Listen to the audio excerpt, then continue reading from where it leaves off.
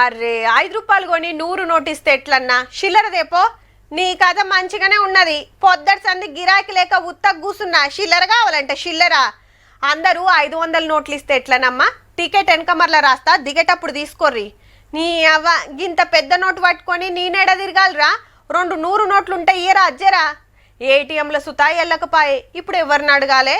గిట్లుండే మునుపు, మరి ఇప్పుడు డిజిటల్ ఇండియాలో దూసుకపోతున్నదుల్లో మన తెలంగాణ. ఫోన్ పేల పొట్టు గూగుల్ పేల గంపగుత్త. జూలై నెలనే 1,26,000 కోట్ల రూపాయలు అటుకెళ్ళి ఇటుకెళ్ళి అటు పంపిర్రంటే చూడుర్రిగా.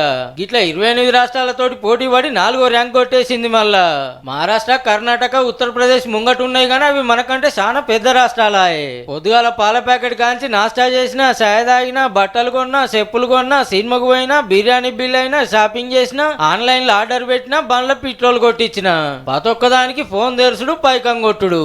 ఆఖరికి బిచ్చగాళ్ళకు కూడా ఆన్లైన్ లో ధర్మం చేసే కాడికి వచ్చింది కథ. జేబులో పర్సు పెట్టుడే మర్చిర్రు కొందరైతే. చిల్లర తిప్పలు తప్పినాయి, ఏటీఎం సెంటర్లకు పోయే బాధలు పోయినాయి. ఫోనే బ్యాంక్ అయిందుల్లా. అంత మంచిగానే ఉన్నది కానీ మోసాలగిన దూసుకపోతున్నట్టే. ఆఫర్ అని, డిస్కౌంట్ అని, కారు గెలిచిండ్రని, లింకు తెరువమని ఆశ పెట్టి మన అకౌంట్ లూడ్సుడు కూడా జోరే ఉన్నది. మళ్ళా అదే జేబుల పైసలుంటే కనబడే దొంగోడు తప్పితే కనబడని సైబర్ బడవేగాళ్ళు దోసుకునే ఛాన్సే ఉండదు. అంటే పైకం పంపుడు ఎంత అల్కగైందో అకౌంట్లోకి వెళ్ళి పైకం కొట్టేసుడు చూస్తే అంతే అల్కగైంది అన్నట్టు. ఎవడేం మత్పరిచి పైకం గుంజేది తెలియదు. పైల ఉండు జరా.